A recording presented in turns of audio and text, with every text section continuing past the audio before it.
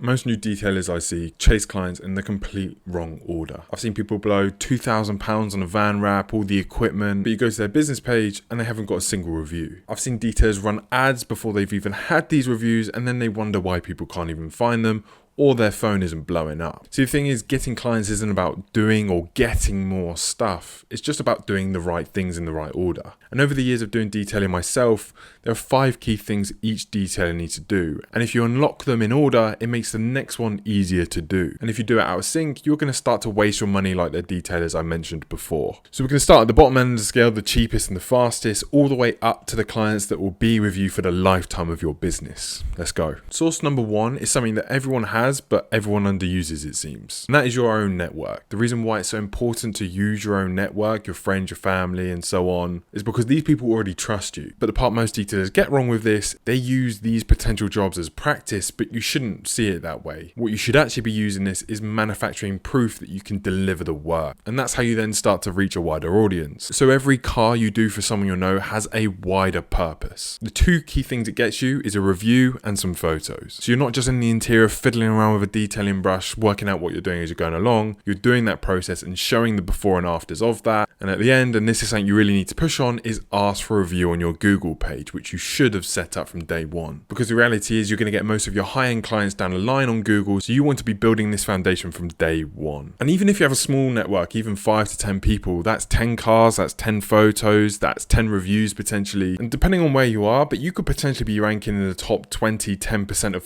detailers in your area just by having 10 views. Your visibility goes up massively just from that alone. And this brings me nicely onto source number 2, which is your Google business profile. And this is the tool that you want to be utilizing from day one, as I've said, as it is a free tool as well. And this is why I mentioned earlier in the video, you have to follow this process in order, because you have now got the photos, you've got the experience, you've got some jobs under your belt. And this is why the order matters so much, because from source 1, where you've actually done the work and got some reviews, this is where your reviews need to be going. So as I said, make sure that this is set up before you do any of the physical work, and it will look empty, it will look bland. But as soon as reviews start going on there, as soon as you're able to provide photos, this is something you want to continually feed for the lifespan of your business. And when you're setting up your business profile, you want to leave no stone unturned. You need to fill out every single section. And it can't just be random or made up things. So for example, if you only offer a full valet, an interior valet, and a machine polish, on your service section on the Google business profile, only put those 3 services, because Google can see on your website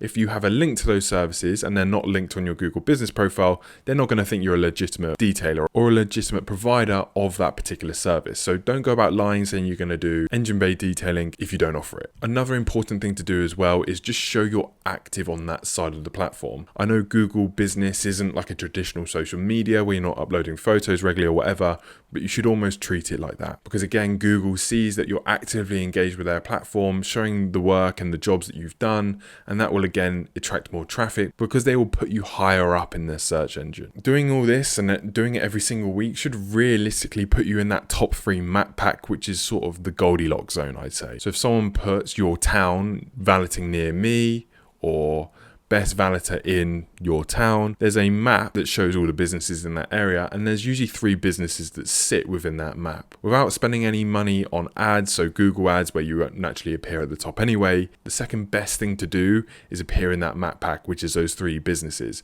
If you're actively uploading images, you're having reviews provided to your business, you're posting regularly, showing the jobs that you're doing, then you're going to appear there in no time, I can assure you. But the other steps, talking about accurate services, accurate descriptions, accurate contact numbers, every detail needs to be completely filled out, and it needs to be reflective of what you actually do as a business. Obviously, everything I'm talking about right now is complete surface level at the moment, but if you did want a bit more in-depth detail and stuff that I've actually experienced and experimented with within my own detailing business, I'll actually link in the description the free 20-day email series, which basically over the next 20 days, I will send you an insight into my own business, what I implemented, what I changed, and the results of that change to my business. And obviously everything in there you can just implement in your own business. It's completely free. If you don't want to wait around for those 20 days, there is a detailer's guide in there as well. It's literally £9.50 or $11 if you're in the US. Go grab that if you want. Source number 3, and it's a fairly obvious one, especially when you start to get a little bit more clients as well, but that is to put your vehicle, your van, maybe your car if you're in the early days of things. But what you want to do is just make it a mobile billboard. If you're just in a plain van or a trailer or a car, your business is completely invisible.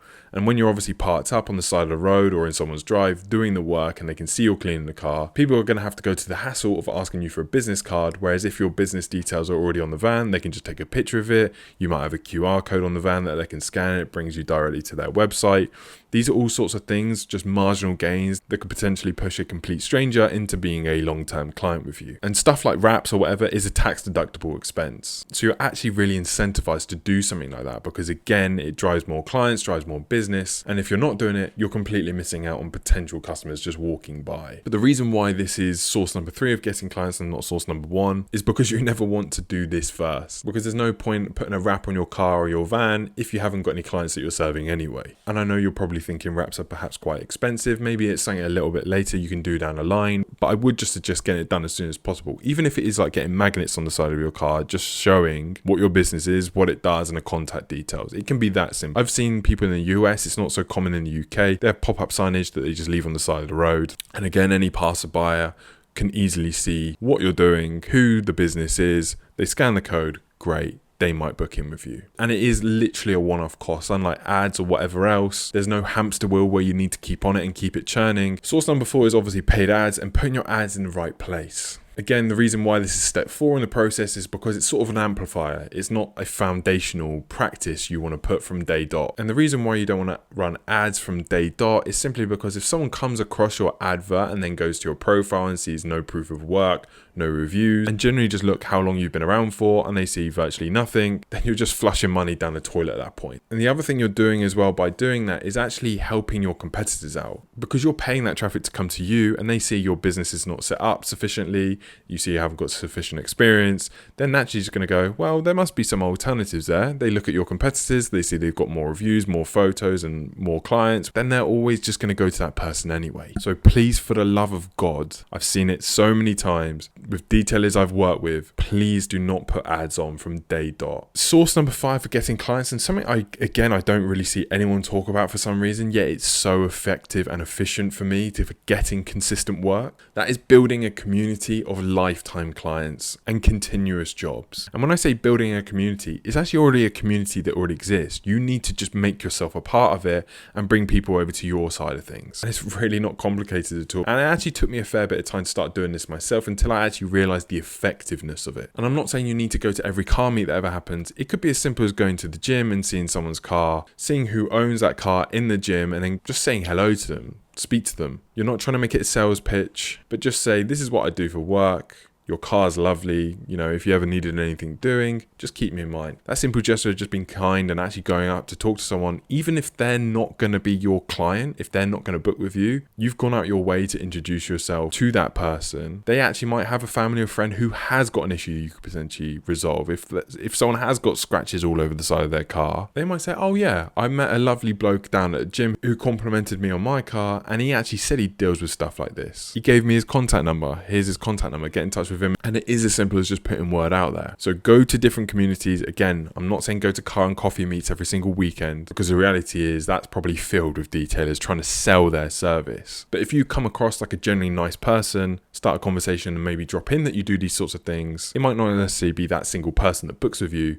but their wider network who they can then reach out to might actually be appealed to your service. And it's happened to me many a time. And then once you've got that client, you want to never let them go. Try and keep them on side to say, this is the importance of keeping your car this way, the residual value it may have, whatever your excuse may be. But you really want to cling on to the client as much as possible. And this is actually something we discussed in a previous video about having efficient systems in place to ensure that clients remain within your grasp. So that is the full client ladder and exactly how it works. But again, it is so important to do it in order, because if you do it reverse order or one step before the other, it's just not going to function properly. If you enjoyed this video, you'll love the last one. As I said, it talks about the systems you need to implement in order to have a successful business and what I would do from the start of 2026. If you have any questions or queries, drop them in the comments. I'm always free to listen to those.